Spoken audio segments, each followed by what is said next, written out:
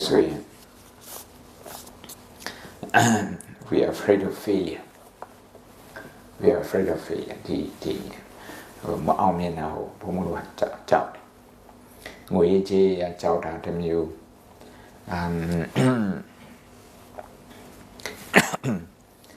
lâu đi cô lâu ra nhà mà cô lâu đã thì cha lùi lại tí thì cha lùi lâu đã cô lại tí ôm mà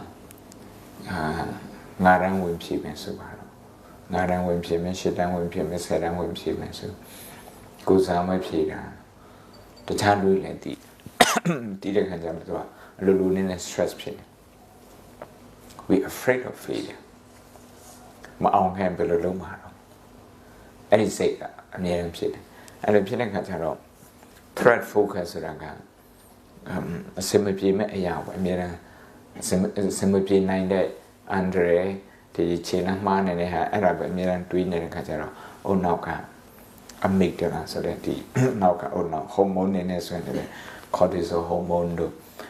adrenaline hormone တို့အဲ့လိုပဲသူအမြဲတမ်းထုတ်တယ်အဲ့လိုအမြဲတမ်းထုတ်တဲ့ခါကျတော့ဘာမှမဟုတ်တာလေးနဲ့ဘုံဘုံတို့အလွယ်တကူစိတ်ဆိုးနေတယ်စိတ်တူနေတယ်စိတ်တူနေတယ်ထမင်းစားတဲ့ခါမှာတော့မှအလုပ်တွေများလိုက်ရင်အဲ့ဒီအာဟာရရဲ့ဒီအရာတာကိုမခံစားရအောင်အဝတ်စားကောင်းတယ်ဘလောက်ပဲဝို့အဲ့ဒီအဝတ်စားကောင်းမှာပေးတဲ့စိတ်ချမ်းသာမှုကိုမရအောင်ကိုမရအဲ့တော့ဘာဖြစ်လို့ဖြစ်သွားအောင်ဆိုတော့ stress ကတိတ်များလို့တိတ်များသွားလို့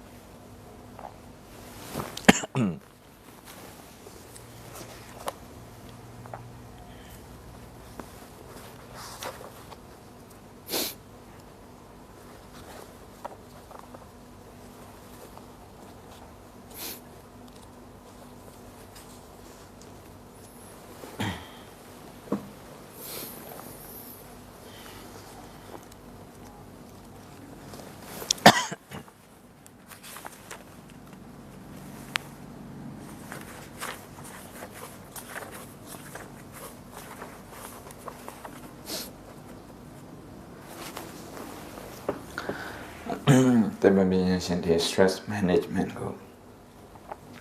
stress management နဲ့ negative emotion management ကိုရေးထားတဲ့စာအုပ်ထဲခုဘုံဘုံလက်ထက်မှာရှိတဲ့စာအုပ်လေး Siddhartha's Brain ဆိုတာ James Kingsland က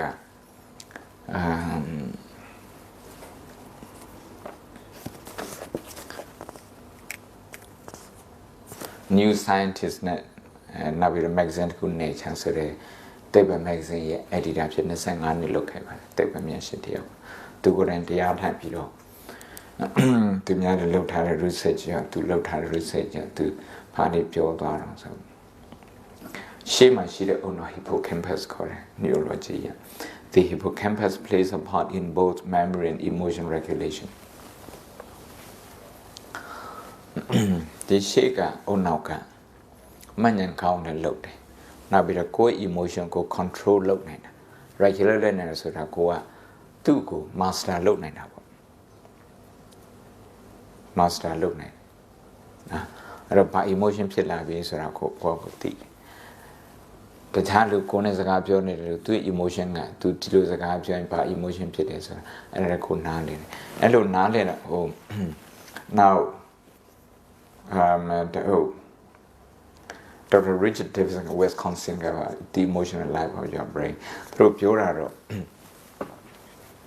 self-awareness and social awareness. Self-awareness ka ko ye emotion ko tida ai the emotion ko jam pi bi do ko pe chain ma ko onna ko pe niya ma lo lo ne ai da ko tiတယ်ဒါတွေကတတိပဋ္ဌာန်ရဲ့မြန်မာနိုင်ငံမှာသိနေတဲ့တတိပဋ္ဌာန်ဆိုတဲ့ကျင့်စဉ်ရဲ့ကျင့်စဉ်နေပြီးတော့လာတဲ့ဟာတွေပေါ့တတိပဋ္ဌာန်တော့ဟိုအင်္ဂလိပ်လို mindfulness ခေါ်တယ်ဒါ Harvard Business School ကထုတ်တဲ့ဟာတွေပဲတရားယူပြီးတော့1990ကျော်96ခုနှစ်လောက်မှာ Massachusetts Institute of Technology သူရဲ့ဆေးကျောင်းမှာသူဆေးရုံမှာစပြီးတော့ဟို chronic pain ရှိတဲ့လူတွေနာတာရှိဝေဒနာရှိတဲ့လူတွေနာတာသူတို့အတွက်လုပ်ပေးတယ်နာတာရှိဝေဒနာရှိရဲဆိုအမြဲတမ်းဆေးရမတော့နိုင် Troma Seagown in Yashi, Pondom Yamapima,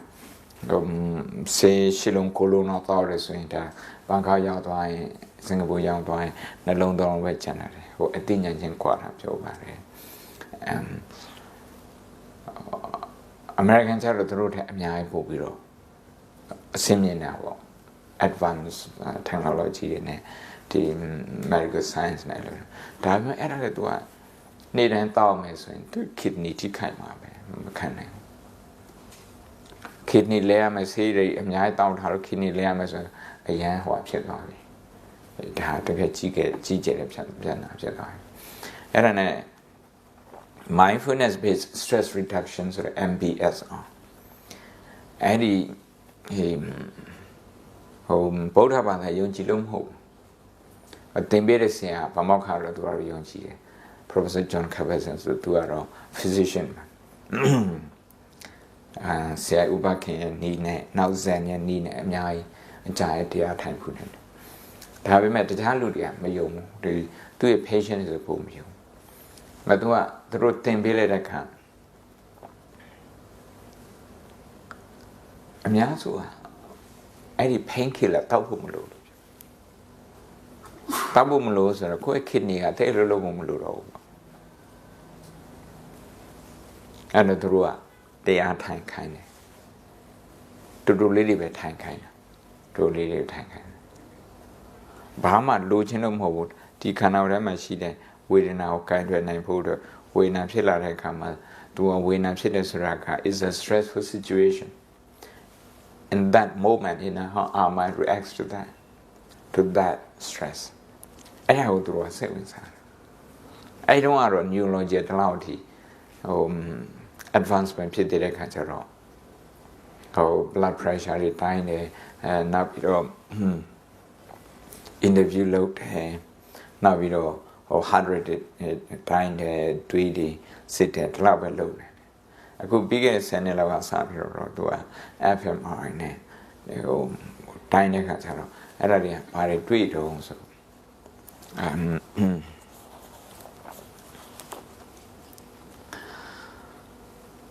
In 2011, researchers led by Feder Zedin at Wake Forest University School of Medicine in North Carolina found that men and women given just 4 sessions of mindfulness meditation instruction, each lasting only 20 minutes, were able to reduce the unpleasantness of pain caused by a heat probe applied to their legs by 57% on average. In North Carolina, Sejama, or Ludia stress go below canine. Without the mindfulness go, Leje metimbi, Leje metan, the Jama, Meniniset. Tenines, Meniniset. Every time come through the time and the time is a dear 8 kind of 8 kind, a bit of the Yama kind. Nabian through a Onago or FMR in the carre, Chini, or Paddy John lady. Your heart will have a monitor loading. To the stress car, Nas and a cognac canucha. The Yamatane Lu leve, now the Niama since Sunday. I do out of full reaction period. Intensity jump aquaro. They reported Kanaranga Satama tweeted data. A Kujaro, Eddie Diatane Ludia Pure through cancer. They reported that meditation reduced the intensity of their pain by 40%. Pomo a colono or Mapeto, the Onawye Boni Barry, the Lotare. I don't. Pomoroa, Yamanangama, or the art and is when neighbor Yachindo, neighbor Yachindo. So, when neighbor Lu Amyard suited to attractive people. And neighbor Balu Yamas were like the Bajam Po counters or Matthew. The 2 neighbor, the Tantiniama, a senior lieutenant. How to Teniama Pamakajo Sierra, neighbors or the Kana Mashia. Yes, of ya, horror diaraku araku. Oh, jump me to simplifying load. Aro, Sororaga Tima stress pizza Tabime go ye say to my stress my pit of was and Napan in Nibilu. Napan Soraga is cessation of negative emotion. Arabic. Napan Sora. Damalu Miaswa Napan somewhere. Hello, Teno. Yaya Palu Yarakazaro is something you have to reach. You have to travel and reach there. Eddie, I mean, you yana. The Chua, oh, Kabia said, Konona Labare, Neban should be Miajigo, should be a telly. Should be said. And I had a metaphor. I look at Ganzaro, the Artan is a Neban, Lugina Ludi, Laupe, or Tayada Elutina. Among all, the Ribitana told him a mess of Soraka. Kanako Piatana Shia Pokuri, now say Bansa Piatana Shia Pokuri, Ninja Pokuri, I Pokuri, that the Ribita a joke and son. Toka Tom Natana, Tamateka Maya to Pandi. In order to reduce the physical and psychological pain.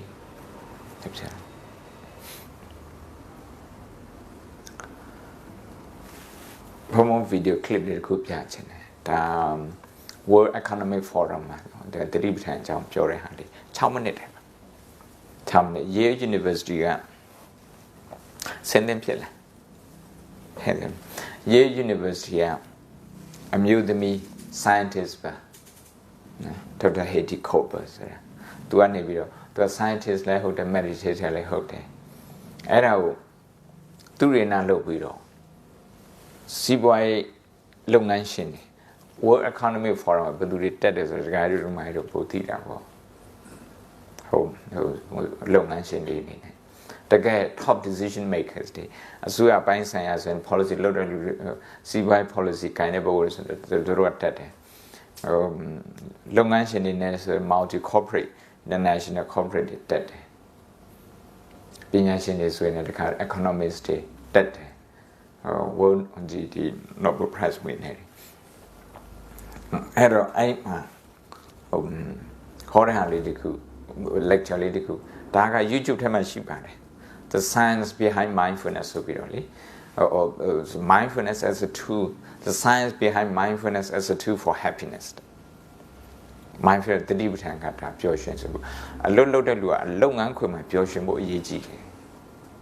Pure shimbo yeji. Neighbor cannot make her. Dima pure hoodlu ante. Pure soraka, knakana, same nipo, knakana, same tuvo. A Trupian Piatana Shia Kama, I Piatana, kind of animal, resilience come, Talilu ante. Tali, Puentia.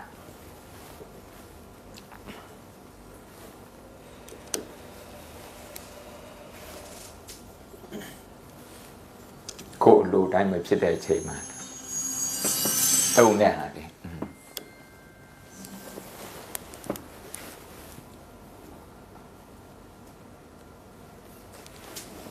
Yeah. Things that seems to stand in our way of being happy is that shit happens. Now this is actually the common denominator for all human experience. The fact is that even if we are the luckiest, most effective people on the planet, life deviates from our plan. And it's just like the Rolling Stones said, you can't always get what you want. And that can be quite stressful. But of course, we all know that shit happens. What is less well known is that we also all have the power to change our experience of this shit. To train and learn how to have a better attitude about it, and how to suffer less through really anything that might happen to us. Today I'm going to show you evidence that this kind of training can not only make you feel better, can also change the way that your brain works. And the key practice I'm going to talk about is the practice of mindfulness. Now mindfulness is rooted in ancient Buddhist traditions that are aimed at the cessation of suffering. It's actually part of a system of practices that include things like loving kindness, generosity, and compassion, and it's cultivated through the practice of mindfulness meditation. In a secular context, mindfulness has actually been studied for over 30 years, and many scientists, including me, about a two-component process, where the first component is attention that is oriented to this present moment, to whatever is happening to you, so you can engage with your life. The second component is attitude, and it's attitude that's open, it's curious, and it's accepting of this moment exactly as it is. And one classic instruction is to pay attention on purpose and without judgment. Or in the words of the Beatles, you just let it be. Now, why might training like this be useful? Well, one reason is because most of us are incredibly distracted pretty much all the time, and we miss a lot of what's happening to us. One study showed that our minds are actually wandering almost 50% of the time and during every single activity, even during sex. And what's worse is that mind wandering is actually related to being unhappy. And that suggests that being mindful in itself might make you happier. And it leaves you a lot more time and energy to act wisely and make good decisions. That means that being mindful allows you to respond to the world rather than react to it. And how does mindfulness do that? Well, one way it does it is by altering the brain's defaults. That is a default mode network, and you can think of it as our autopilot. It's a network of regions that's more active when our mind is spontaneously wandering and less active when we're focused on a task. And to test whether mindfulness meditation alters these defaults, we recruited experienced mindfulness meditators, not these monks, but healthy Western adults who just happen to meditate for many years, kind of like me. And we then scanned their brains using fMRI and compared their brain activity to the brain activity of well-matched controls who've never meditated. What we found is that experienced meditators actually report a significant lower amount of mind wandering and less activity and connectivity in their default mode network. Does it mean that you all need to practice many, many years to change your defaults? Apparently not. Much less training already starts changing your defaults. In one study, stressed adults were recruited and randomized into one of two conditions. They either did intensive mindfulness training for 3 days or 3 days of a controlled training. The results showed that even after 3 days of intensive mindfulness training, there were already some similar changes to the default mode network that were similar to what we saw with the experienced meditators. In addition, those who meditated also showed a reduction in an inflammation marker that is related to disease risk. In comparison, those who did the control training actually showed an increase in this inflammation marker. In addition, the default mode network actually was responsible for some of the reduction in inflammation.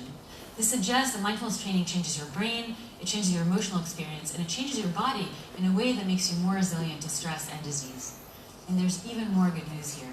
You might start noticing some of the benefits of mindfulness meditation as soon as the first time that you try. We tested this in a few recent studies. We recruited individuals who've never meditated, and we randomized them to either meditate for 10 minutes for the first time or do a control activity for 10 minutes. We then tested their performance on a task that required both accuracy and speed. What we found is that those individuals who meditated for the first time, overall, were faster or more accurate than those who didn't meditate. And we also saw changes in brain activity that suggested that their brains are more attuned to the task, allowing them to perform better. What this means is that in the time that it might take you to just briefly check your email, you might try to meditate for 10 minutes and you might have an improvement in your cognitive performance. So in conclusion, I invite you to ask yourself, do I want to be more focused? Do I want to be more present? Do I want to have more time and energy to act wisely and make good decisions? If you answered yes to any of these questions, you might want to try mindfulness meditation. Now, mindfulness is not for everyone and it's not a panacea, but we know that it can fundamentally alter your brain's defaults. We know that it can reduce your stress and make you more focused. And importantly, it can allow you to live in this moment, accepting it exactly as it is, maybe even loving it exactly as it is, even if shit happens. Thank you very much.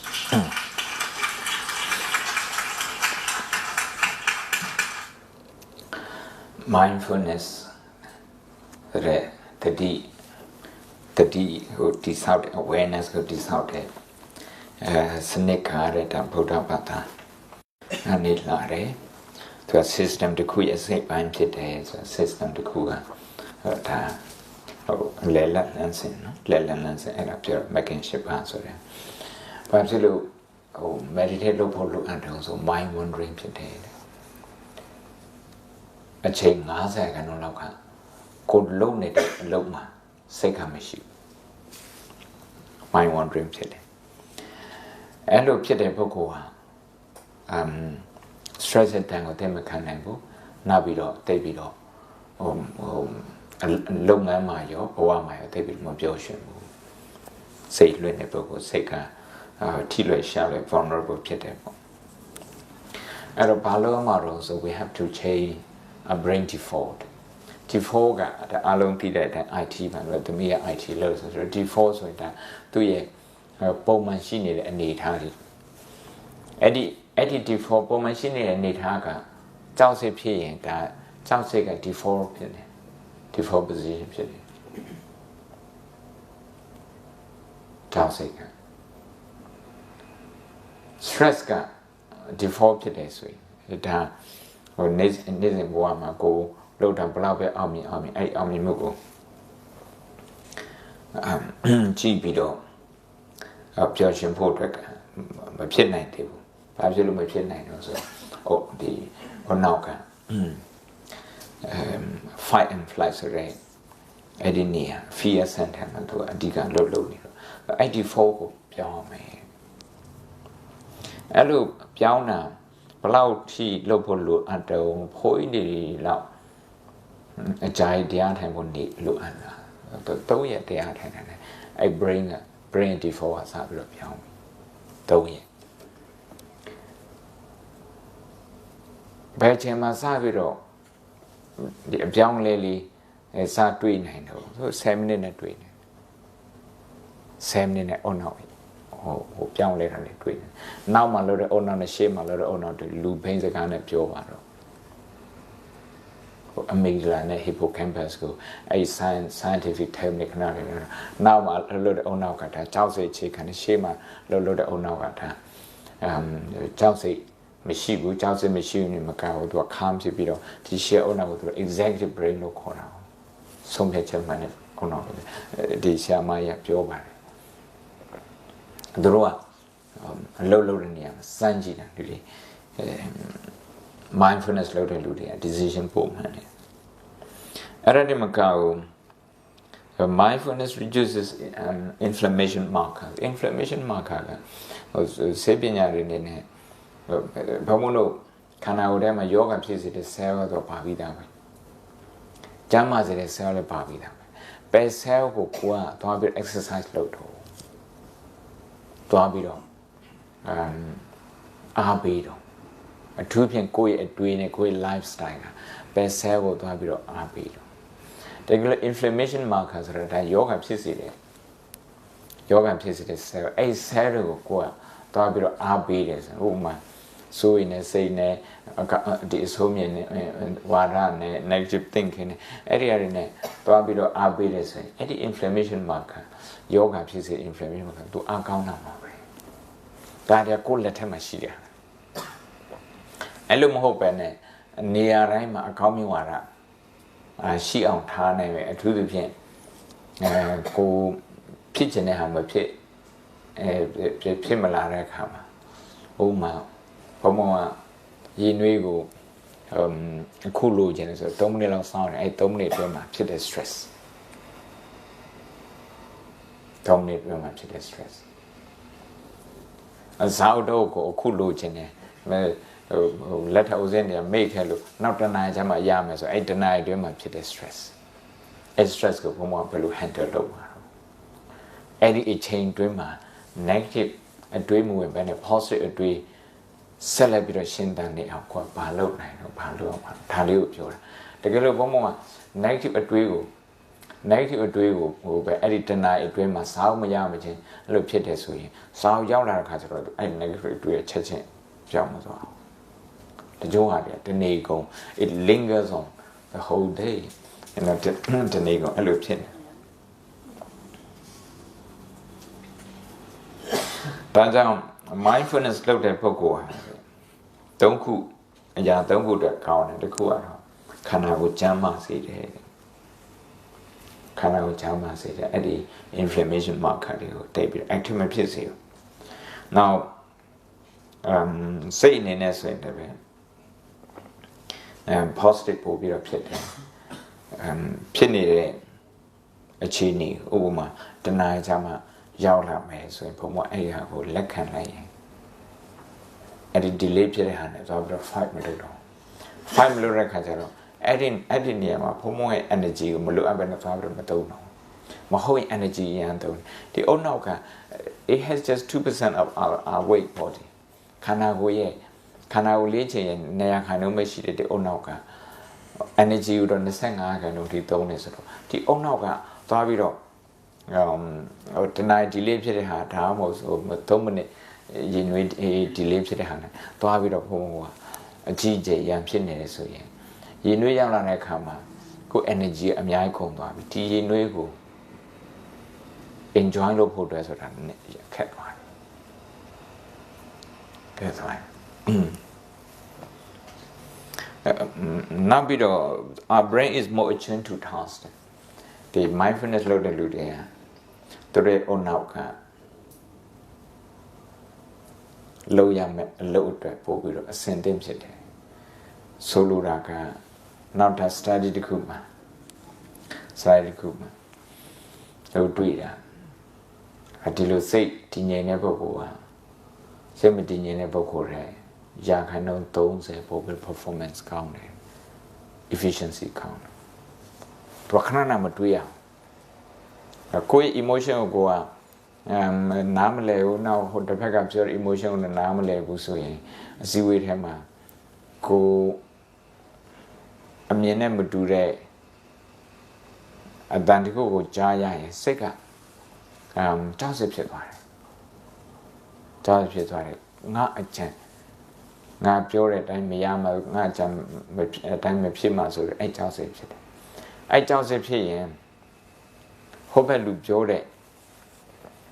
အကြမ်းဉာဏ်ရဲ့ဒီအကောင်းဆုံးအားနဲ့ချက်အားသာချက်ဟို MBA တမားတွေလို့ထိုးဆိုတာopportunities and weaknesses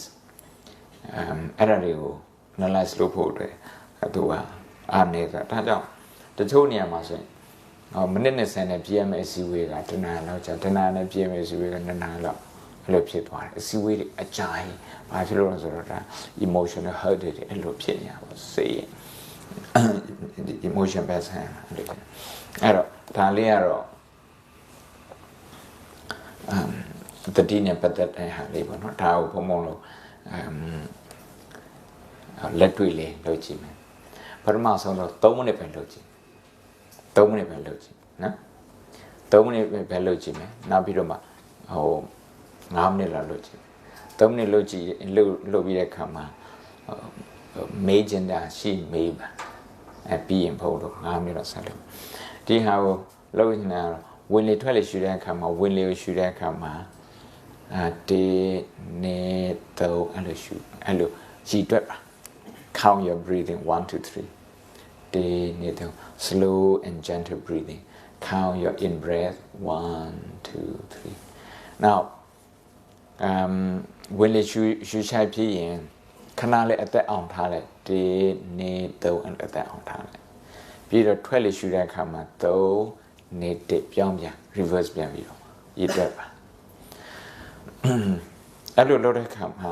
ဘာတွေတွေးနိုင်တော့ဆိုတော့ကိုယ့်ရဲ့ခန္ဓာကိုယ်မှာလေ stress တွေများနေတယ်ဆိုရင်ဘုံတို့ရဲ့ဒီနဖူးတို့ဘာလို့တင်းနေတာတွေ့ရမယ်ဒီက muscle တွေ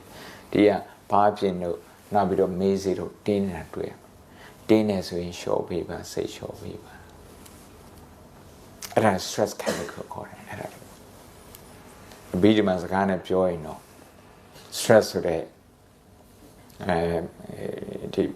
ကြောက်စိတ်ဆိုတဲ့ဒေါသမကျေနပ်တဲ့စိတ်ဆိုတဲ့ဒေါသစိတ်ညစ်တဲ့ဆိုတဲ့ဒေါသအဲ့ဒေါသကြောင့်ဖြစ်တဲ့စိတ်တစားရုပ်တွေလို့ခေါ်တယ်။ထားပါတော့အဘိဓမ္မာစကားပါဠိစကားတော့ထားတော့အဲ့ဒါတည်းဘုန်းတော်စီမှာအမြဲတမ်းရှိနေချားနေတဲ့အဲ့တော့အဲ့ဒီလိုဝင်နေထွက်လေကို3မိနစ်ကြည့်တဲ့အခါမှာဘာတွေးနိုင်တော့ဆိုကိုယ်စိတ်လွင့်တာကိုတွေးနေတယ်။ခေါင်းကဒီရာခိုင်ဒီ50နီးပါးအလုပ်လုပ်တဲ့အချိန်မှာစိတ်ကလွင့်နေလို့အဲ့တော့စိတ်လွင့်တာတွေးတဲ့အခါမှာကိုယ့်ရဲ့ reaction pattern ကပါရှိတော့ reaction pattern ဆိုတာ subconscious reaction ခါရင်ဘယ်လိုတုံ့ပြန်နေကြတော့သူကမကြိုက်တဲ့ပုံစံမျိုးသူနဲ့တွားပြီးတော့ရံဖြစ်မှာလားမလာနဲ့တွားAre you going to chase it away? အဲ့လိုလို့မဟုတ်နေပဲသူ့ကိုသွားပြီးတော့ဖုံးဖိထားမှာလားအဲ့တော့ fight and flight လို့ခေါ်တယ် Charles Darwin သုံးတဲ့စကားအဲ့ဒီလိုမလုပ်နဲ့တဲ့ သူ့ကိုခရောင်းကပြောတော့ attitude and attention attitude ဆိုတာဝင်နေထွက်လို့ကြည်တာ attention နောက်ပြီးတော့stress ဖြစ်နေတယ်ဆိုတာကိုသိတာကလည်း attention နောက်ပြီးတော့စိတ်ကလွင့်နေပြီဘာကြောင့်သွားတွေးနေပြီအလိုလျောက်တွေးနေပြီအဲ့ဒါကိုသိတာလည်းပဲ attention နောက်မှာ attitude လာတယ် attitude ဆိုတာကအသိဉာဏ်ပေါ့ရိုးစကားနဲ့ပြောရင်တော့ attention ဆိုတာကတတိattitude ဆိုတာကတံပစင်တတိတံပစင်ဆိုတယ်မထားတော့ပါဠိလိုနားထားတော့အဲ့တော့ဒီ attitude ဆိုတာကဒီစိတ်လွင့်နေတယ်ဆိုတာကိုလက်ခံလိုက်တာကိစ္စမရှိ it's okay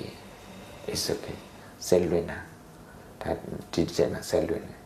အဲ့လိုလွင့်နေဆိုရင်ကိုကသူနဲ့သွားပြီးရမဖြစ်ဘူးဆိုရင်10မိနစ်ခွဲပဲသူကနေတယ်အဲ့ဒီအတွေးတစ်ခုကသူနဲ့သွားပြီးတော့ရံဖြစ်နေလို့အကြိုင်းနေတာ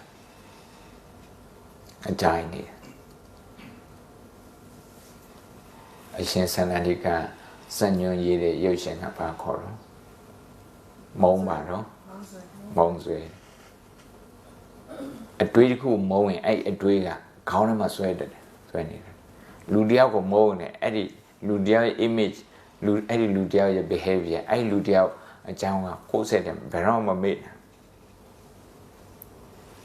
နိုင်ဘာလို့တော့မမေ့နိုင်ရင်ကိုယ့်ရဲ့ cortisol hormone ကိုပဲသူ့အတွေးနဲ့ကိုအမြဲတမ်း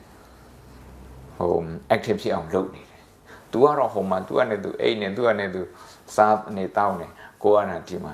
အဲ့လိုဖြစ်နေတာ။အဲ့ဒါလေးလိုအပ်တယ်။လက်ခံပါ။ဟောထိုင်တင်းနေတယ်။မတင်းနဲ့ဆိုပြီးတော့သွားပြီးတော့မပြောနဲ့။ဒီလိုမဖြစ်တင်မို့ဆိုပြီးတော့အဲ့လိုသွားမပြောနဲ့။ तू နဲ့ရံဖြစ်ရအောင်မယ်။အဲ့တော့ဟောတင်းနေတယ်ဆိုတာလေးကိုလက်ခံနိုင်ပါ။အဲ့တော့ non judgmental awareness ကိုရမဟုတ်ဆရာတော်ဘုရားရတော့အကောင်းဆုံးမွေးဖန်တယ်တတိနဲ့အဲ့လိုပြီးရင်ဝင်နေထွက်လေစီပြန်သွားလေပြန်သွားတရားရောက်လာဟို timing လေးလုပ်ပေးပါ mobile နဲ့3 minutes timing လုပ်ပေးပါအပန်းလေးလည်းည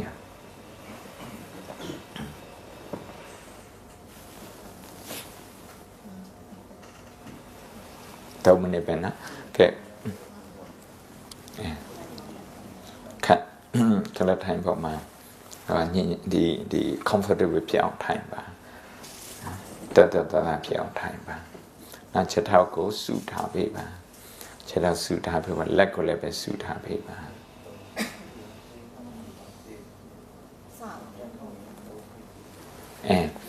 ဝင်လေရှူတဲ့အခါမှာ1 2 3အဲ့လိုရှူလိုက်အဲ့လိုကြီးတွက်လိုက်ပြီးရင်အသက်ကိုအောင့်ထားလိုက်1 2 3ဆိုပြီးတော့ရည်လိုက်အဲ့အောင့်ထားတဲ့အချိန်မှာပြီးရင်ထွက်လေပြန်ရှူထုတ်တဲ့အခါမှာ3 2 1အဲ့ဒီအချိန်မှာစိတ်ကလွင့်သွားနေဆိုရင်ဘာလို့သွားတွေးတာတော့အလုတ်သွားတွေးဆိုရင်တွေးဒီ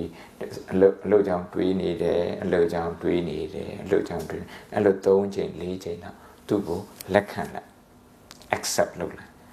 ပြီးရင်ဝင်နေထွက်လေစီပြန်လာလိုက်စ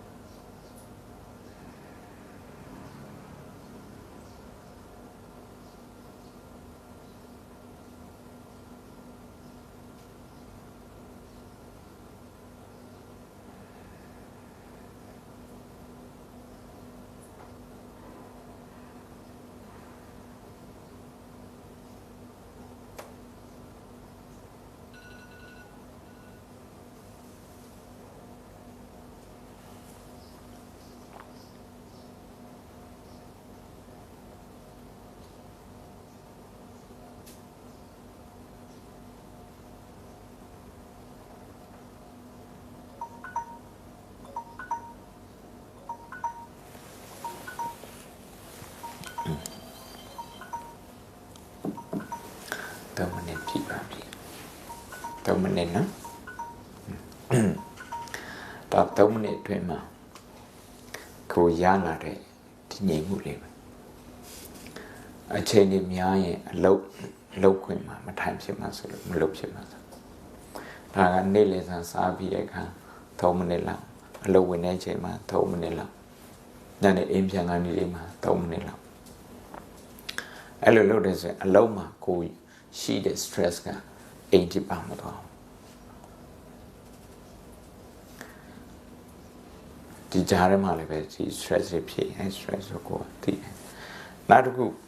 ပြောဖို့က stress ဆိုတာ source of stress စိတ်ဖြစ်စီမှုဖြစ်စေတဲ့အကြောင်းတရားတူနဲ့တူမတူတချို့ကအလုတ်သွားခါနေမှာ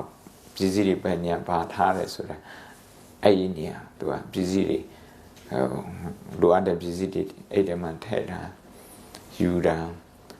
အဲ့မှာသူက stress ဖြစ်တယ်တချို့ကြတော့ဟိုတဲ့နဲ့အဲ့ဒီနဲ့တွေ့တဲ့အခါမှာ stress ဖြစ်တယ်တချို့ကြတော့အလုတ်အသစ်ရောက်လာတဲ့အခါမှာ stress ဖြစ်တယ်တချို့ကြတော့ကိုစိတ်တိုင်းမကြတာကိုမျောလင့်တဲ့အတိုင်းမဖြစ်တဲ့ဟာ disappointment အဲ့ဒီ disappointment စိတ်ဖြစ်တဲ့ဟာကအဓိက stress တချို့ကြတော့နေမကောင်းတဲ့အခါခန္ဓာကိုယ်နေမကောင်းတဲ့အခါအဲ့ဒါကအဓိက stress တချို့ကြတော့တခြားလူတွေကိုဝေဖန်တဲ့အခါအဲ့ဒါအဓိက source of stress ဒီ source of stress ကတရားနဲ့တရားမတူဘူးအဲ့ဒီအကိုကြိုးရင်ပြီးတော့တိထားရင်ဖုန်းတို့ကိုယ့်ရဲ့ stress ကိုကြိုးရင်ပြီးတော့မှန်းထားနိုင်တယ်ကိုကြိုးရင်ပြီးတော့မျောလင့်ထားနိုင်ရင်သူ့အတွက်ကိုကြိုးရင်ပြီးတော့ပြင်ဆင်ထားနိုင်တယ်အခုအခြေခံလေးဘယ်သူပါမေးချင်တာရှိတယ်ဒီ3 မိနစ်ထိုင်တဲ့ဟာလေးမရှင်းတာရှိတယ်တခါရဝမင်းနဲ့မေးချင်တာရှိတယ်ဒီမှာအေးဟုတ်တယ်3 မိနစ်မပြည့်ဘူးဆိုတော့ဒါကိုထိုင်လို့ကောင်းတဲ့ချိန်မှဖြစ်တယ်စိတ်အရန်ကိုရှုပ်နေခြင်းဆို3 မိနစ်ကအရန်ကြာတယ်ဘုံဘတရားတွေခေါ်ရ how long is 5 minutes ဆိုတော့5 မိနစ်ကဘယ်လောက်ကြာဆိုတော့တူဦးနဲ့တူဦးမတူစိတ်ထဲမှာခံစားရတယ်မတူစိတ်ညစ်တဲ့လူကအဲ့5 မိနစ်ကအရန်ကြာတယ်စိတ်တည်ငြိမ်တဲ့ပုဂ္ဂိုလ်အဲ့5 မိနစ်သူကမိနစ်တိုင်းကို enjoy ဖြစ်တဲ့ခါကျတော့သူ့အနေနဲ့မကြောက်အဲ့လိုဖြစ်တယ်ဘာတွေမေးချင်တယ်ဟိုမှာကလေးဘာမေးချင်လောက်လို့ရလားနောက်ကဒီဘက်က如果高中的完全天天都累下来的天天都，你那家了，但是我哎天天都看他，我们都在学。အသက်ရှူမဝဘူးဆိုရင်အဲ့ဒီအောင်းတဲ့ဟာလေးကိုတူအောင်လုပ်လိုက်အခုကအသက်ရှူမဝဘူးဆိုတာလေဟို practice မရသေးတာပေါ့ဒီနီးနဲ့ရှူတဲ့ဟာကဘုံဘယ်နဲ့ယူလာဆို breath work ဆိုတဲ့ဟို scientist တွေအသက်ရှူတဲ့ရှူနေအာနာပါနာကိုယူပြီးတော့လုပ်တာဒီလိုလုပ်တဲ့လူတွေသူတို့ကဘယ်လောက်ထိလုပ်ခိုင်းတော့ဆိုအသက်ရှူတဲ့အခါမှာကိုယ့်ရဲ့အဆုတ်ကိုတခါတည်းအောက်ဆီဂျင်နဲ့ပြည့်သွားအောင်ရှူခိုင်းတာအဲ့လိုတော့ရှူခိုင်းတယ်နယူးယောက်မှာရှိတဲ့ CEO တယောက်ကအများကြီးခေါင်းကိုက်တယ်စေတစတဲ့ခါကျတော့ဘာမှမရှိဘူးပြောတယ်အဲ့ဒါနဲ့ဒီ relaxation လုပ်တယ်အောင်လုပ်တာပေါ့ဒါ relaxation လုပ်တဲ့ခါကျတော့ခေါင်းကိုက်ပြောက်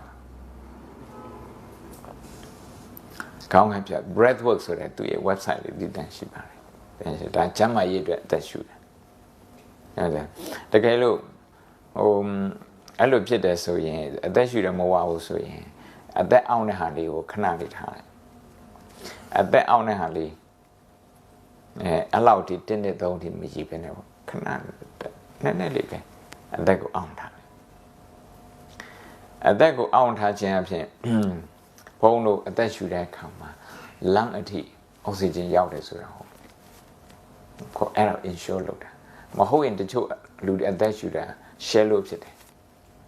တိမ်နေပေါ့တင်တဲ့အခါမှာအောက်ဆီဂျင်ကဟိုအဆုတ်ကိုဟိုနဲ့လိုးတော့မရဘူးအဆုတ်ကိုလိုးတော့မရဘူးဆိုရင်အုံနောက်ကိုလိုးတော့မရဘူးအဲ့ဒီလူတွေက stress ကိုပို့ပြီးတော့ဟိုခံရတယ်ဒီ exercise ကကြီးဘုံဘုံတို့ဘာဖြစ်လို့ဟိုတင်ဆေးုံသွားတဲ့အခါမှာအဲ့ဆက်ပေါ်ပြေးခိုင်းတော့ဒီ treadmill ပေါ်ပြေးခိုင်းတော့ဆိုသူကအသက်ရှူတဲ့အခါမှာမြန်ရှူအောင်လို့များရှူအောင်လို့တောင်တက်တဲ့ခါတော့အဲ့လိုရှူတဲ့အခါကျမှ heart ကလှုပ်တာလေဒီတိုင်းကိုယ့်အကူညံ့တာရှူရဲဆိုရင်အဲ့ဒါတွေကမလုံးကျမ်းမိုက်မကောင်းဘူးNow fear ဒီအကြောက်တရားတခုဘုံပြီးခဲ့တဲ့နေ့ညဟုတ်အကြောက်တရားတွေကြီးဟောတယ်တရားဟောအကြောက်တရားကဘာလို့စေတော့လူတို့ဘာလို့ဆို comfort zone နဲ့မှာပဲနေစီအသက်ရှူတာလည်းပဲ comfort zone နဲ့မှာပဲနေစီကြောက်တဲ့ခါကျတော့ risk မယူရဘူးစီးပွားရေးဆိုင်ရာပဲဖြစ်ဒီနိုင်ငံအတွက်ဖြစ်အဲ့လိုတွေးတဲ့အခါမှာ risk ပဲပို့ပြီးတော့တွေးပြီးတော့ဒီမစွန့်စားရဘူး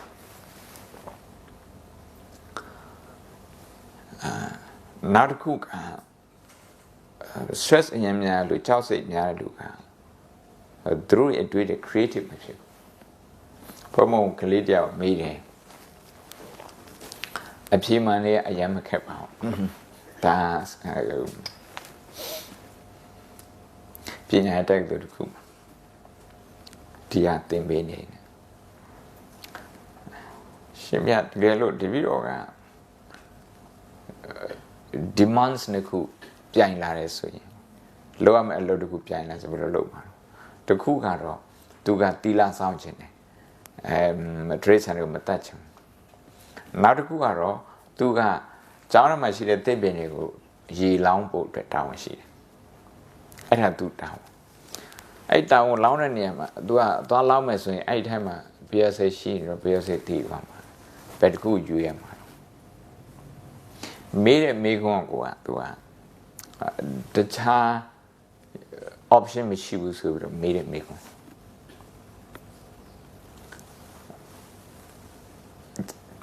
ဒီတစ်ပင်ကိုလည်းတနာပါတစ်ပင်ရေမတောက်ရရင် तू တည်မယ်အဲ့ဒါတနာ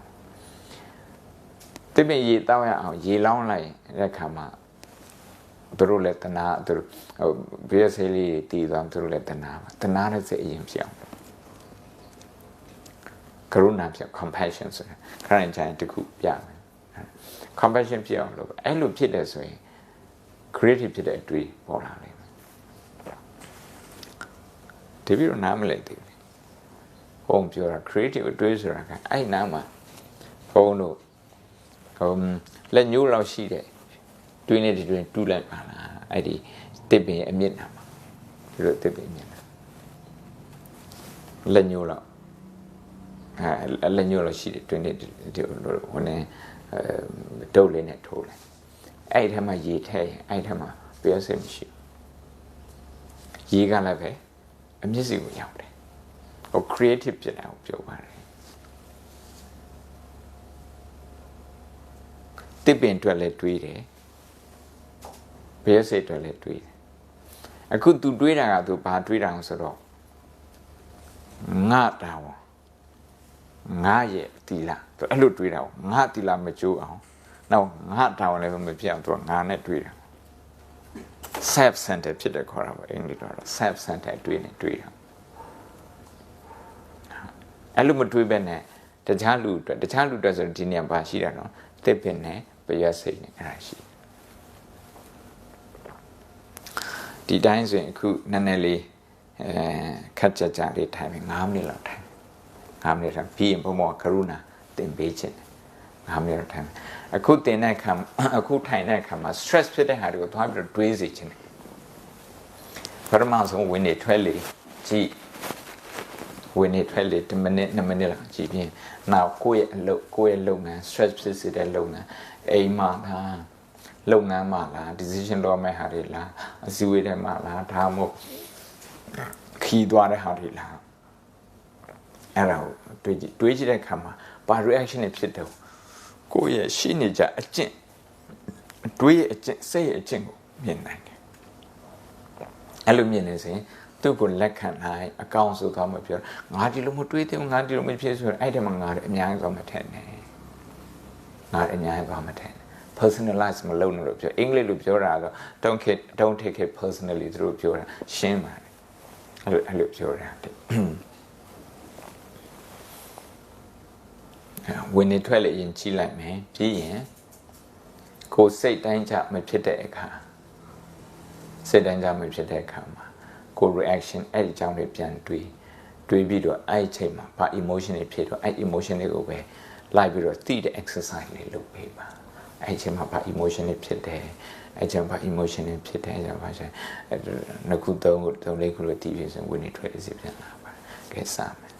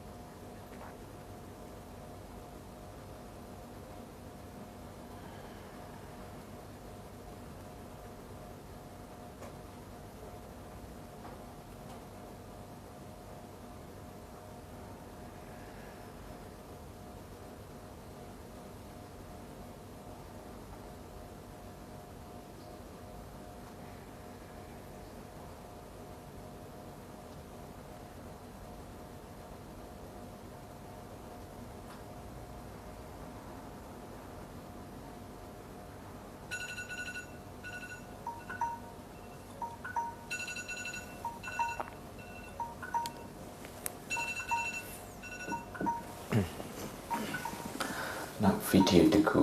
ကြည့်မယ်နော်အခုနောက်ထပ်ကြည့်မယ့် video တစ်ခုကဘာလဲပြောပါလဲcompassion အရေးကြီးပုံကြောင့် compassion ဆိုတာကပြဿနာကိုစိတ်ဝင်စားတယ်ပြဿနာစိတ်ဝင်စားပြီးတော့တနာတဲ့စိတ်နဲ့ပြဿနာကိုဖြေရှင်းပေးခြင်းတယ်ဥပမာတကယ်လို့မိုင်းတို့ဒီမော်တော်အလုပ်လုပ်တယ်ဆိုရင်ဟောပြဿနာကိုဦးတည်ပြီးတော့တွေးရဥပမာမြန်မာနိုင်ငံရဲ့စီးပွားရေးကမကောင်းဘူးစီးပွားရေးမကောင်းတဲ့အခါကျတော့ဆေးရုံတွေအစင်းနဲ့မမီဘူးဆေးတွေပြည်စုံမရှိဘူးဆရာဝန်တွေလုံလောက်တဲ့ training တွေမရဘူးအဲ့ဒီဟာကိုတွေးပြီးတော့လုပ်ငန်းရှင်တွေများမှလုပ်ငန်းရှင်တွေအားလုံးလည်းပဲအောင်မြင်မှဒီကအခွန်နဲ့အစိုးရကဒီဆေးရုံတွေကိုလုပ်နိုင်မှာစိတ်ကိုအဲ့ဒီတွေးထားရင်ဒါလောကထစရိယခေါ်တယ်ဗုဒ္ဓရဲ့ဒီနေ့မှာအများတွေတွေးလောက်တာတော့ကိုလုပ်ငန်းကိုလုပ်နေတာလောကကိုလုပ်ငန်းလုပ်နေတာဒါပေမဲ့ကိုဒီရွေချက်ကအဲ့ဒီတဲ့အများအကြီးထားဖို့အတွက်ဟိုအခွင့်အလမ်းရှိတဲ့အခါကျအဲ့လိုအဲ့ထက်ပို့ပြီးတော့အကြီးထားလိုက်တယ်အတန်းကြောင်းတွေဆိုရင်လည်းပဲတို့အတန်းကြောင်းတွေဟိုဖြစ်နေလို့resources တွေနည်းနေလို့အဲကြောင့်ဆရာမတွေလည်း training ကောင်းမလုပ်နိုင်ဘူးလိုအပ်တဲ့ teaching material တွေလည်းကောင်းမပြည့်စုံဘူးနောက်ဆရာမအရေးအတွက်လည်းပဲလုံလောက်တော့မဖြစ်စီပေးနိုင်ဘူးဒါကြောင့်မလို့ဘုန်းတို့တရားကလေးတွေနိုင်ကြကျောင်းသွားတက်ရတာတွေနောက်ပြီးတော့လူနာတွေနိုင်ကြမှာသွားပြီးတော့ဆေးရုံနော်သွားပြရတယ်အဲ့ဒါတွေကနိုင်ငံရဲ့ resources ကို training ဖြစ်စေတယ် training ဖြစ်စေအဲ့လိုတွေးပြီးတော့နောက်တစ်ချိန်ကျရင်အဲ့ဒီအဖြစ်တွေယုံနေတော့တို့နိုင်ငံမှာအစားစားရဆင့်မိအောင်ဘာလို့တော့ဆိုတော့လုပ်ငန်းရှင်တွေများများလုပ်တယ်အဲ့လုပ်ငန်းရှင်တွေလည်းပဲအောင်မြင်ဖို့လိုအပ်တယ်အဲ့လိုတွေးပြီးတော့ကိုယ်လည်းအဲ့ဒါတွေးတယ်ဆိုရင်ကိုယ် motivation ကအများရဲ့ပြဿနာအများဒုက္ခဝိုင်းဝန်းဖြေရှင်းပေးတဲ့ပြဿနာဖြစ်တယ်အများတော့မဖတ်တော့ compassion focused therapy ဆိုတာကရုဏာအခြေခံတဲ့ therapy မျိုးOxford တက္ကသိုလ်ကထုတ်တဲ့ handbook တခု compassion science ဆိုတာသူတို့လေ့လာဒါမျိုးဒီလိုဖြစ်ရင်လည်းဒီလို compare ဒီလိုစိတ်ထားနိုင်တယ်လို့ဒီလိုဒီနေ့ကို2မိနစ်3မိနစ်အဲ့လိုချိန်ပေးပြီးတော့တွေးတဲ့ပုဂ္ဂိုလ်ကိုယ့်ရဲ့လုပ်ငန်းကိုအများရဲ့ကောင်းကျိုးနဲ့ဆက်ပြီးတော့တွေးတဲ့ပုဂ္ဂိုလ်အဲ့ပုဂ္ဂိုလ်တွေကသူတို့အနောက်က hippocampus ကအလိုလိုတခါကြတော့ stress ဖြစ်တဲ့နေရာနဲ့ကြားထဲမှာ buffer zone တွေတခုရှိတယ်ဒါတော့ fMRI နဲ့သူတို့ကအလောက်ထိပြောနေတယ်သူတို့ပြောတာဘုံဘုံနဲ့သူတို့ပြောတာဟာကိုယူပြီးတော့ပြောတာပါဗုဒ္ဓမြတ်စွာဘုရားပြောတာတော့ဆိုရင်လည်းစိတ်တောကဒေါသထဲမှာပါတယ်အဲ့အုပ်စုထဲမှာပါအဲ့အုပ်စုဖြစ်နေတဲ့အချိန်မှာကရုဏာမဖြစ်နိုင်ဘူးမေတ္တာလည်းမဖြစ်ဘူးကိုယ့်ကိုမေတ္တာမထားနိုင်တခြားလူတွေမေတ္တာမထားနိုင်ဘာလို့ stress ကို manage မလုပ်နိုင်ကရုဏာဖြစ်တဲ့အချိန်ကျတော့ကရုဏာကကုသိုလ်စိတ်ဆိုတော့အဲ့ဒီတောကဆိုတဲ့အကုသိုလ်ကအဲ့ချိန်မှမဖြစ်ဘူးဒါတော့နှစ်ပေါင်း2600ရှိတယ်ဟာဒါတော့နည်းနည်းပဲရှိတယ်ဒီစာအုပ်က2017ကမှထုတ်ထားတယ်သူ research တွေလုပ်နေတော့တော့ compassion ကကိုကြမ်းမိုက်တဲ့ကောင်းတယ်တခြားလူတွေကောင်းတယ်အခုကြည့်မှဟာလို့ဆရာဝန်ကြီးပါ ICU ထဲမှာနှစ်ပေါင်း20ဆေးကုတာတဲ့ဘာမောက်ခိုင်တယောက်ပါသူများတို့ဆေးကုရင်းနဲ့သူ့မှာ burn out ဖြစ်တယ်ခြေကုန်လက်ပန်းကြတာပေါ့ဘ င်ပန်းလွယ်တယ်ခန္ဓာကိုပင်ပန်းလွယ်တယ်စိတ်ပင်ပန်းလွယ်တယ်ပြီးရင်စိတ်တူလွယ်တယ်စိတ်တူလို့တဲ့ခါမှာသူနဲ့အလွတ်လွတ်တဲ့လူတွေနဲ့သူကတိတ်နဲ့ဆက်ဆက်ချင်သူတို့လည်းပဲသူတို့ရဲ့ဒီချွင်းချက်တွေပို့ပြီးတော့မြင်တယ်သူတို့ကောင်းတဲ့ဟာတွေသူတို့ contribution တွေသိမမြင်တော့အဆုံးမြင်သွားတာဝင်လာဒါတွေ stress ရဲ့ဆိုးကျိုးတွေစိတ်ကောင်းရှိတဲ့လူဒီလောက်တွေစိတ်ကောင်းရှိတဲ့လူတွေဒီလောက်ထိကြိုးစားတဲ့လူတွေဒီလိုဖြစ်နေတယ်ဆိုတော့ဘယ်ကနေလာတော့အမိုက်ခါစားပြတ်တတ်မိလောင်ဆိုတဲ့အတိုင်းသူက stress တွေလေးကိုignore လုပ်လို့လေးလေးရှူထားတော့ stress ကိုင်တွယ်တဲ့နေရာမှာ number 1ကအခုပြောတဲ့အတိုင်းသတိပဋ္ဌာန်အခြေခံတယ် mindfulness အခုကြတော့ compassion သူပြောတာတော့ဆရာဝန်တွေကိုယ်တိုင်အဲ့ပြဿနာတွေ့ရတယ် American နိုင်ငံကကမ္ဘာကြီးရဲ့ resources အရေးမြစ်25ခန်းကိုသူကအသုံးပြုတယ်လူဦးရေတန်300ကျန်တဲ့လူဦးရေ9000နဲ့တန်ပေါင်း9000နဲ့100ခန်းကျန်တဲ့85ခန်းကိုမျှသုံးရတယ်သူအဲ့လောက်သုံးတာတော့မှဘာဖြစ်လို့အလုပ်လုပ်တဲ့ working population ရဲ့20ခန်းလုံးက antidepressant စစ်တဲ့ကြယောဂကောက်ွယ်ကုသတဲ့ဆေးတောက်နေရတာဆေးတောက်တာနဲ့မကောက်ဘူးတချို့ကဆေးမတောက်ပဲနဲ့စိတ်တက်ကြလို့အလုပ်ငန်းခွင်မှာစိတ်ညစ်လို့စိတ်တက်ကြလို့အရက်တောက်တဲ့ဟာဘာထဲထွက်နေတဝက်လောက်ရှိတယ်ဒါသူပြောမယ်ဟာလေပါအဲ့ဒါကိုတက်ကတူအသီးသီးကသူတွေနာလောက်ထား compassion ပတ်တဲ့ abstract တောင်းသူဖတ်တယ်စာတန်း200ဖတ်တယ်ဖတ်ပြီးမှ does compassion matter ကရုဏာလူအပ်လို့လားအရေးကြီးလို့လားအဲ့မိကုံသူမေးတယ်နောက်ဆုံးမှသူပြန်ဖြေတာဘသူအတွက်ကောင်းတော့ဆိုသူလုပ်ငန်းနေနဲ့ဆိုရင်တော့လူနာအတွက်ကောင်းတယ်တဲ့ဆရာဝန်အတွက်ကောင်းတယ်တဲ့နောက်ပြီးတော့ကုသတဲ့ဆေးအတွက်လည်းကောင်းတယ်ဆေးကုသမှုနဲ့အမေရိကန်နိုင်ငံကပိုက်ဆံအများကြီးကုန်တာ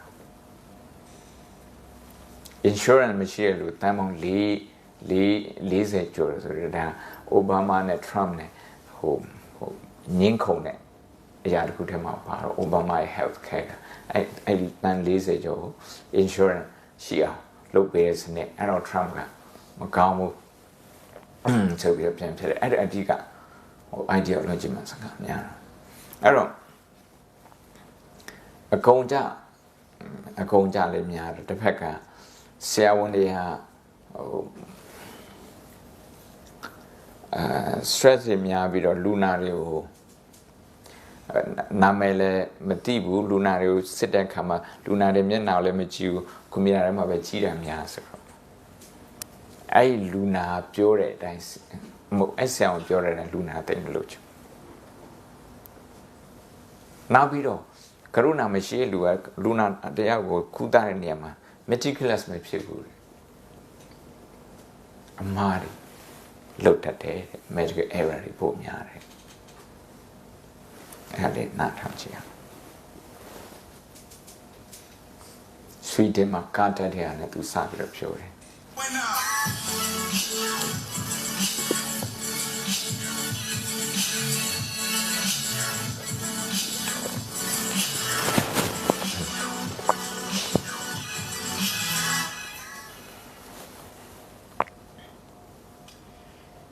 In my job, I meet people on the worst day of their life. I'm an intensivist, a physician who specializes in intensive care medicine. If you become my patient, it's because you need life-sustaining therapies in the ICU.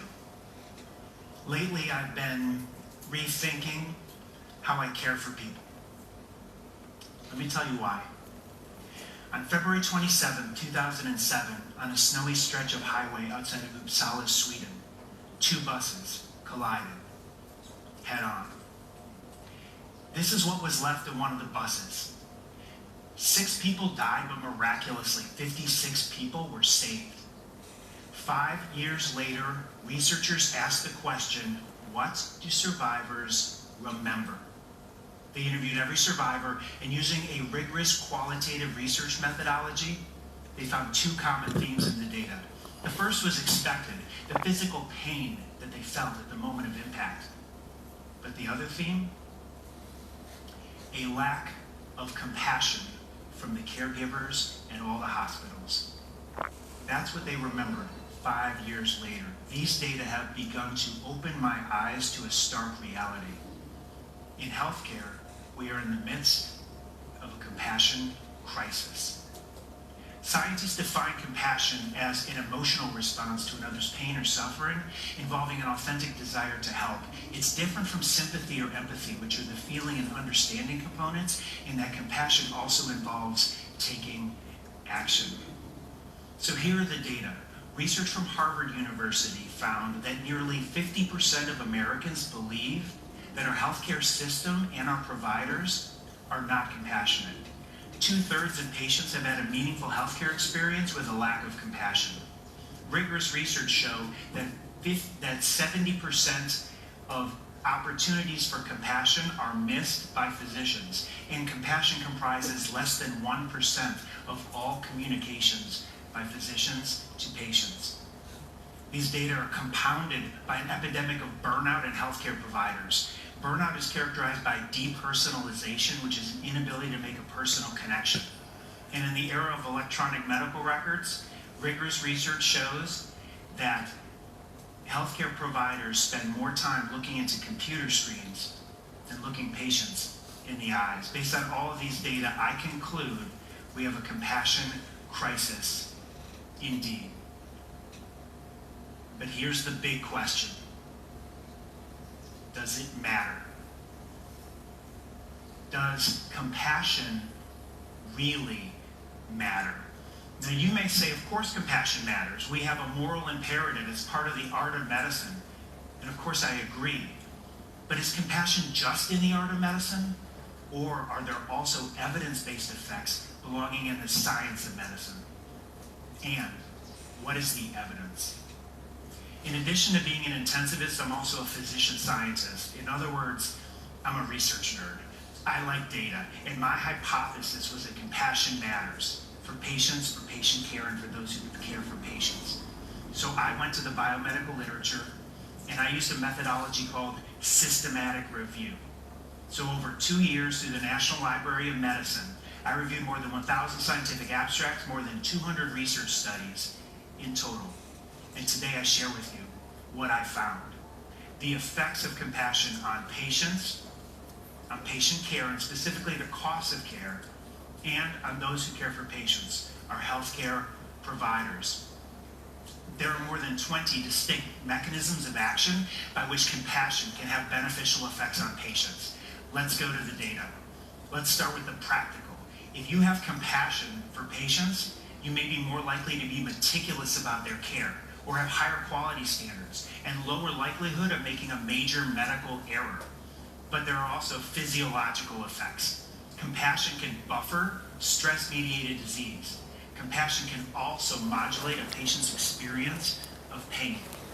There are neuroendocrine effects. So in patients with diabetes, research shows that high physician compassion is associated with an 80% higher odds of optimal blood sugar control and 40% lower odds of acute metabolic complications. There are also immune system effects. So in a University of Wisconsin study in patients with a common cold,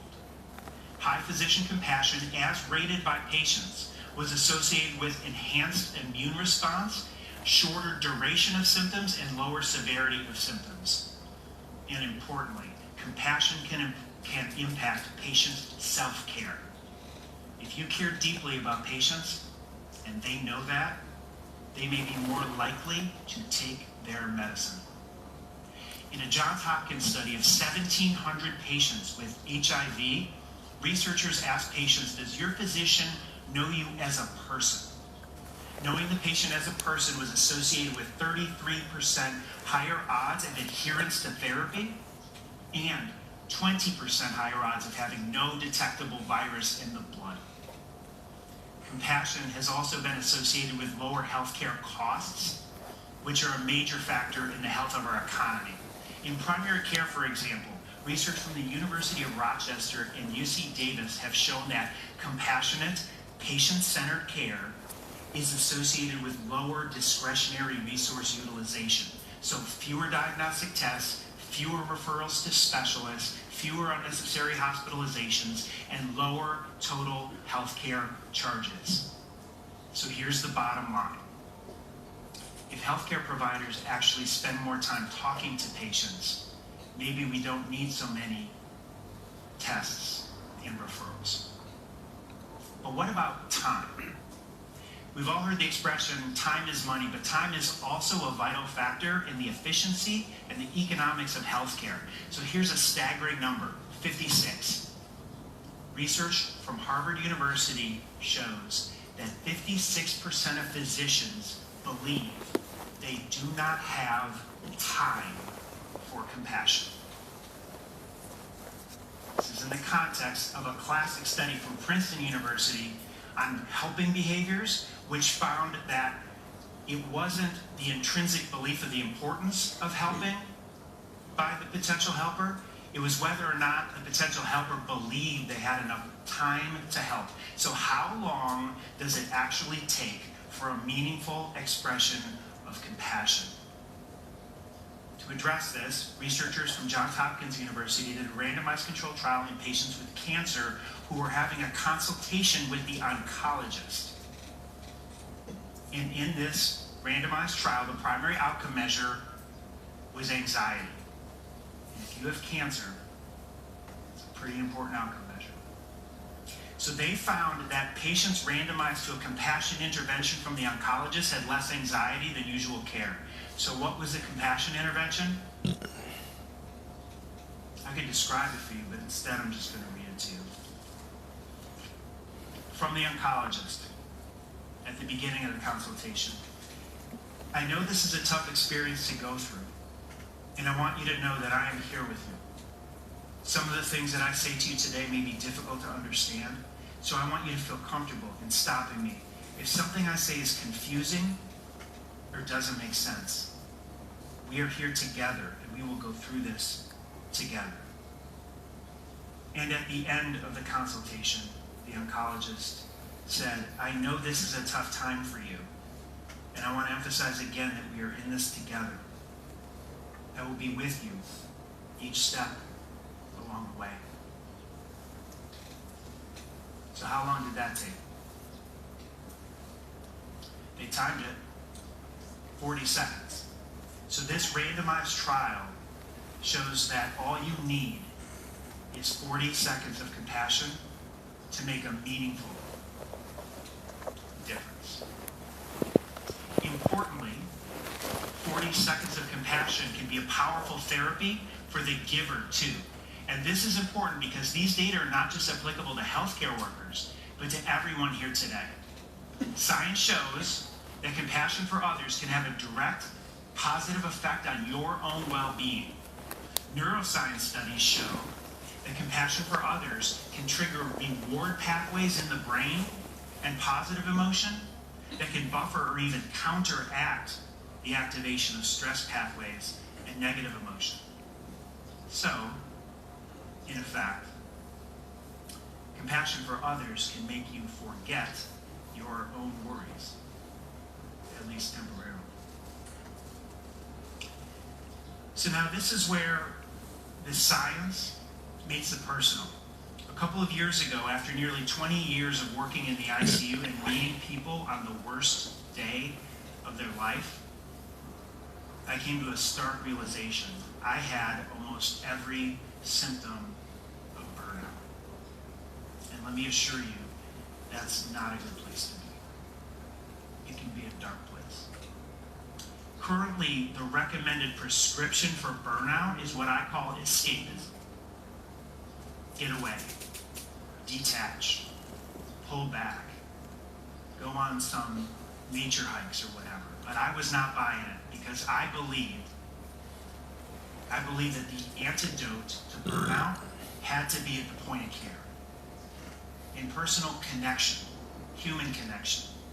not in escape. So what was I supposed to do? Well, I did the only thing I knew how to do. I took the research nerd approach. And armed with the data that 40 seconds of compassion can be a powerful therapy for the giver too, I decided to do an experiment on myself. I was the only research subject in this experiment. I was the N of 1. So I tested the hypothesis that my 40 seconds of compassion would transform my experience. I connected more, not less.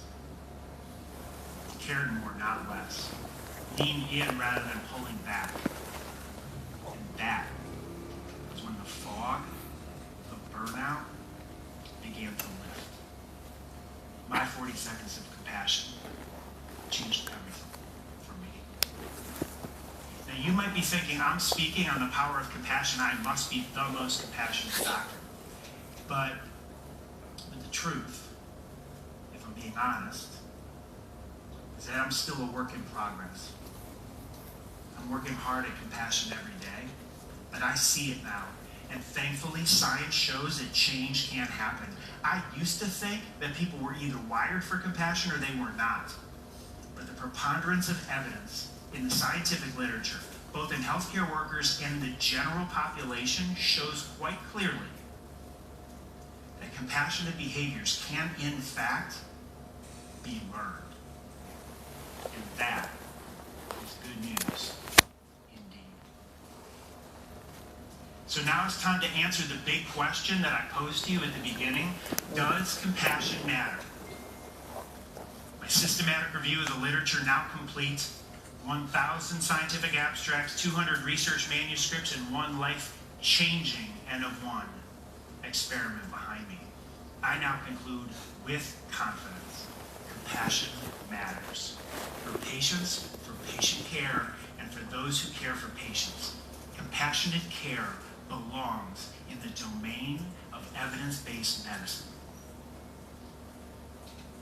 I no longer believe in this paradigm behind me, this historical paradigm. I now believe in this one. Because I found that there is science in the art of medicine. And the science is strong. I like to call this field compassionomics. It's the convergence of the science and the art of medicine. I will close just by acknowledging that you don't have to be a healthcare worker to feel burned out. And if you do, I suggest that you test the compassion hypothesis for yourself. Do your N of 1 experiment. Look and see those around you in need of compassion and give them your 40 seconds of compassion. See how it transforms your experience. And don't do it because I say so. Do it because science says so. 40 seconds of compassion can change everything for a patient. It changed everything for me.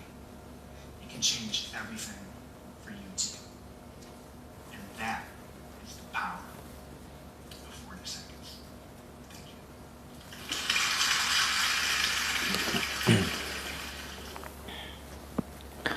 คือပြောသွားတဲ့အချိန်မှာcompassion ဖြစ်တဲ့ပုဂ္ဂိုလ်က immunity ကိုကောင်းတယ် medical science ကရှုထောင့်နဲ့ပြောတယ် now blood pressure လည်းပဲ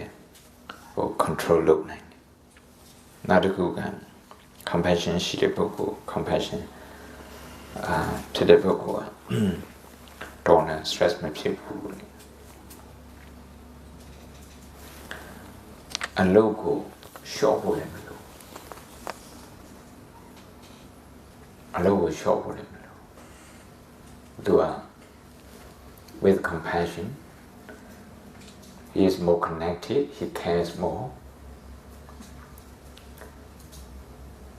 တချို့ဆရာဝန်တွေပြောတာတော့ stress ဖြစ်တယ်ဆိုရင်stress ဖြစ်တယ်ဆိုရင်အလုပ်နာပါအလုပ်နဲ့disconnect လုပ်ပါအလုပ်ဖြတ်ထားပါလို့ပြောတယ် အဲ့တော့သူကလက်မခံအလောက်ထဲမှာပဲအဖြစ်ရှိရမယ်ဗုဒ္ဓနဲ့ပါတူတော့ဆိုတော့ပြဿနာရှိတဲ့နေရာမှာအဖြစ်ရှိတယ်ပြဿနာကိုဒုက္ခသစ္စာခေါ်တယ်အဖြစ်ကိုမဂ္ဂသစ္စာခေါ်တယ်ပြဿနာပြေလည်သွားတော့နိရောဓသစ္စာခေါ်တယ်အကုန်လုံးအဒီခန္ဓာထဲမှာမရှိဘူးတလန်လောက်ရှိတဲ့ဒီခန္ဓာထဲမှာအကုန်ရှိနောက်ပြီးတော့ဒီကရုဏာဆိုတာဒါမွေးလာကြတဲ့ပါလာတဲ့ခါလို့သူအရင်တော့ထင်ခဲ့တာလေရှိတယ်လို့ရှိတယ်မရှိဘူးကြတော့မရှိဘူးသူအဲ့လိုထင်တာမဟုတ်ဘူး it can be learned training လုပ်လို့ရတယ်ဒါမကင်ရှိပါဟိုပြောတာမကင်ရှိပါကိုမြတ်စွာဘုရားအသုံးပြုတဲ့ term တကူကတိတ်ခါမြန်မာလိုနားလေတာတော့ dignity လို့ဘာလို့နားလေတယ်အမှန်တိတ်ခါဆိုတဲ့စကားလုံး training လို့ပြောတာပညာတိတ်ခါဆို training of wisdom တမာရီတိတ်ခါဆို training of concentration သီလတိတ်ခါဆို training of ethical conduct ကလုံး training train လို့ရတယ်အခု neuroscience ကလည်းပဲအရင်တော့honor တခုတန်ရသွားပြီဆိုရင်ကုလို့မရဘူးလို့ထင်တယ်အခုကျတော့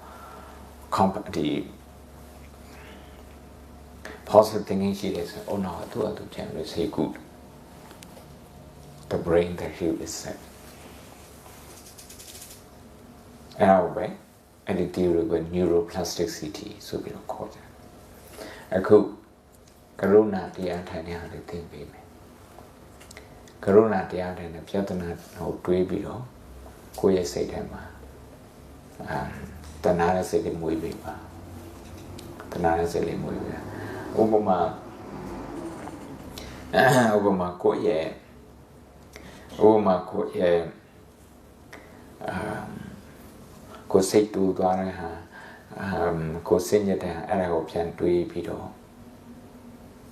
ကိုယ့်ကိုယ်တဏှာပါ compassion ဖြစ်ပါ compassion ဖြစ်တယ်ဆိုရင်သူက healing ဖြစ်တယ်အဲ့စိတ်ကိုပြန်ကုစားတယ်မဟုတ်ရင်အဲ့ဟာက trauma တခုလို့ဖြစ်နေစိတ်ညစ်တိုင်းအဲ့ဒါကိုပြန်သတိရတဲ့စိတ်ပုံညစ်တဲ့ကသူပြန်သတိရလွတ်ဖြစ်နေတာပေါ့လဲပတ်နေအဲ့ဒါသူ့ပဲနေရာမှာ cut off point ကပဲမှာတော့မဟုတ်ဆရာတော်ပြောရနေနေဆိုရင်တော့အထွက်လန်းကပဲမှာတော့ way out ကပဲမှာ outlet ကပဲမှာအဲ့ပြဿနာကိုပဲသွားပြီး focus လုပ်ပါတယ်ပြီးရင်စိတ်ကို compassion ဘက်ကိုပို့ပါ orientate our mind towards compassion now ကိုယ်နဲ့နီးတဲ့လူတွေသူပြောတာကိုယ်နဲ့နီးတဲ့လူတွေသူတို့ compassion ဖြစ်စီရင်သူတို့ပြဿနာကိုတွေးပြီးတော့သူတို့တဏှာနဲ့စိတ်လေးတွေပွားပေးပါခေါင်းကပြောသလိုတိုင်းပြည်အကြောင်းနဲ့စဉ်းစားမှတိုင်းပြည်မှာဘာတွေလိုအပ်နေတော့တိုင်းပြည်ပြဿနာအဲ့လိုမဟုတ်ဘူးဆိုရင်ကိုတိုင်းပြည်ရဲ့အားနည်းချက်ကိုတွေးပြီးတော့ဟို gossip ပဲပြောနေတခါကိုတိုင်းပြည်ရဲ့ပြဿနာပြောလို့ကိုရည်လိုက်တယ်ဥပမာတရားဆေးရုံနဲ့စင်ကာပူဆေးရုံအကြောင်းနှိုင်းရှင်တဲ့အခါမှာတရားဆေးရုံချင်းတွေရည်တယ်ဆိုတော့ရည်တာပြဿနာဖြေရှင်းဖို့မှာမဟုတ်ဘူးပြဿနာဖြေရှင်းခြင်းနဲ့စိတ်ဟိုဟာတိုက်တာလေဟာတာအဲ့လိုဖြစ်တယ်ဆိုရင် we become part of the problem ပြဿနာစိတ်ပိုင်းကိုပါပါတယ်အဲ့တော့ပြဿနာစိတ်ပိုင်းကိုမပါဘဲနဲ့အဖြေစိတ်ပိုင်းဝင်သွား so that we become part of the solution ဆိုပါလို့ဒီ attitude ထားကရုဏာဆို attitude ထားနေရာထဲမှာရှိတဲ့ပြဿနာတွေအဲ့ပြဿနာတွေကိုမြင်ရင်ကရုဏာများဖြစ်တဲ့ပုဂ္ဂိုလ်ကသူစိတ်ကြံ့ခိုင်တာသူမှာ motivation ကရုဏာ motivation နေတယ်ထားပြီးတော့လုပ်တယ်အဲ့လိုလုပ်တယ်ဆိုရင်ဒီလိုငါတို့မှလို့လုပ်တဲ့အလုပ်မျိုးထပ်ပြီးတော့ချက်ဖို့ပဲရှိတယ်ထပ်ပြီးတော့ချက်ခြင်းစိတ်ပဲရှိတယ် stress ကိုလည်းကိုကိုင်းတွယ်နိုင်တယ် motivation လည်းပို့ပြီးတော့ကြီးလာတယ်ဒီကနိုင်ကြနေပဲတွင်းတဲ့ကားဆိုတော့ဖုံးမလို့ရဲ့မွေးမှာက ရှိတယ်မလောက်ကိုတရားနေပြီးတော့ထောက်ရတယ်ဆိုရင်ငွေမှာကိုစီလာအဲ့ဒီဟာလောက်တာဘလောက်ကောင်းတော့အဲ့တော့အဲ့လိုလှုပ်ချင်တဲ့စိတ်ဖြစ်အောင်အဲ့ဒီဒဏ်တွေ stress ဒဏ်တွေခံအောင်ဆိုရင်ပြဿနာကြောင့်မြန်မြန်တွေးရတယ်တေရတာမင်းသားကအိမ်ရှိမင်းသားပါယူမင်းသားမဟုတ်ဒုတိယအာဏာရှိဆုံးမင်းသားအကုန်လုံးသူ့ကိုလုပ်ပြီးနန်းတော်ထဲမှာဘာမှလူတွေသိမရှိဘာဖြစ်လို့အဲ့ဒါတွေကိုပြစ်ထားပြီးတော့လူသားတွေအလုံးအတွက်ဆိုပြီးတော့တရားသွားရှာတော့သူ motivation ကပါတော့ motivation ကတော့လူတိုင်းကိုကြည့်တဲ့နေရာမှာတနာစရာလို့မြင်လိုက်တယ် compassion ဖြစ်တယ်အဲ့ compassion ကသူ့ဘဝအရန်ပြောင်းလဲသွားတယ်အခုအရင်တော့ဆိုလက်ဆေးပြီးတော့စားရမယ်အခုကျတော့တအိမ်ပြီးတအိမ်သူအိမ်နေရှေ့မှာသွားရပြီးတော့သူများသူ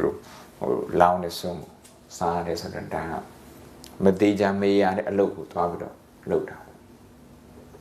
လူများတော့မလုပ်နိုင်တဲ့ဟာကိုသူကဘာဖြစ်လို့လုပ်နိုင်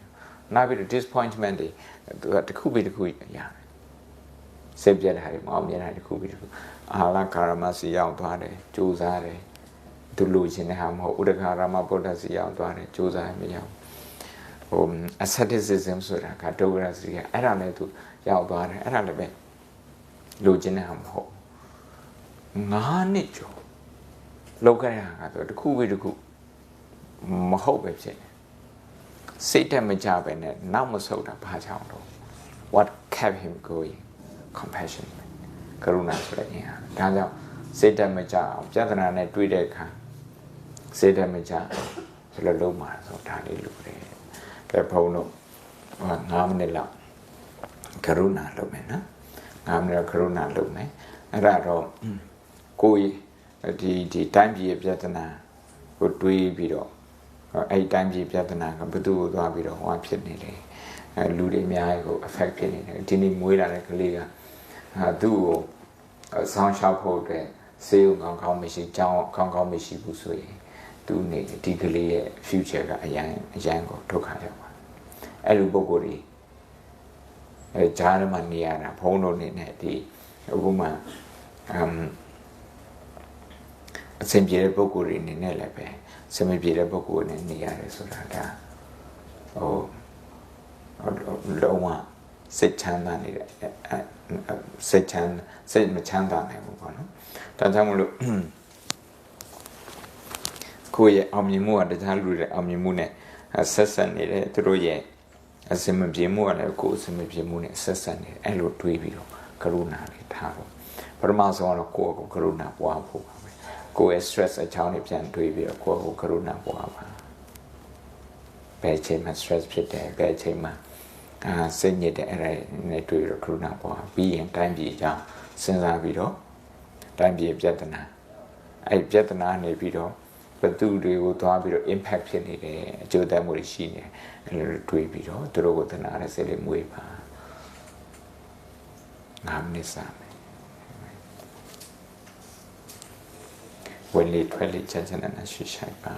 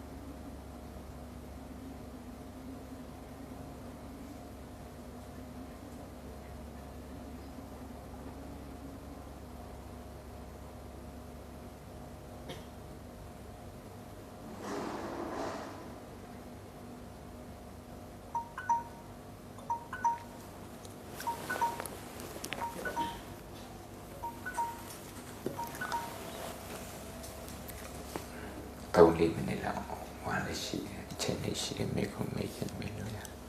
ကရုဏာနဲ့ပတ်သက်ပြီးတော့ကရုဏာက attitude ပါဒီလိုထိုင်ဖို့တော့မလို့အလုပ်ဝင်တဲ့အခါမှာဒါဟိုပြဿနာကြောင့်တွေ့အဲ့ပြဿနာဝိုင်းဖြေရှင်းပေးခြင်းတဲ့အနေနဲ့ကိုယ့်လိုကိုကြိုးစားလုပ်တာအားလည်းရှိတော့မိခွန်းလေးရှိတယ်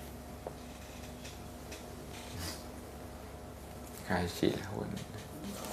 ကျတော့ချင်းပြလူဘမာလို့ဆိုတော့တနာရလို့ဆိုတာတနာပြကောင်းလိုက်တာလို့ဆိုတာ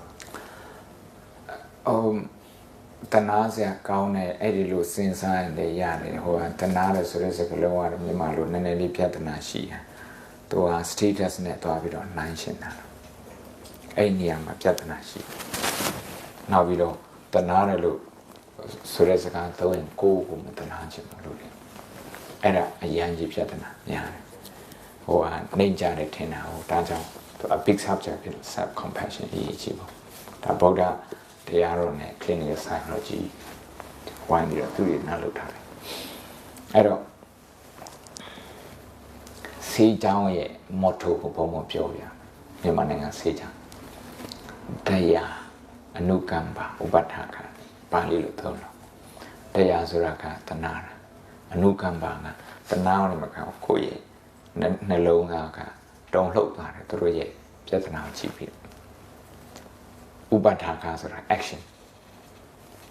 အဲ့ဒီတော့အဲ့သုံးခုစလုံးပေါင်းမှဖြစ်တယ်ကရုဏာဖြစ်တယ်အဲ့တော့အခုဟိုတွေးခိုင်းတဲ့ဥမာဆေးစမပြေလို့ဘုံဘုံဒီနေ့ဟို cancer ward မှာဒီနေ့အလူလောက်ပါတယ်မနေ့ရက်ဒီနေ့ဒီနေ့ကဒီပြီးခဲ့တဲ့လ18ရက်သူတို့စီလိုက်ပါတယ်အဲ့ဒါနဲ့နေ့လည်စာ booking လုပ်တာဒီမနေ့ရက်ဒီနေ့နော်မျက်စိထဲမှာဗာမြင်တော့ဆိုcancer လူနာတွေဆေးလူတဲ့လူတွေရှိတယ်အဲသူတို့ကမတတ်နိုင်လို့အစိုးရလည်းမတတ်နိုင်လို့အဲ့မှာတစ်ချိန်မှာဆေးလူတဲ့လူကလည်းမလူနိုင်အဲ့ဒါ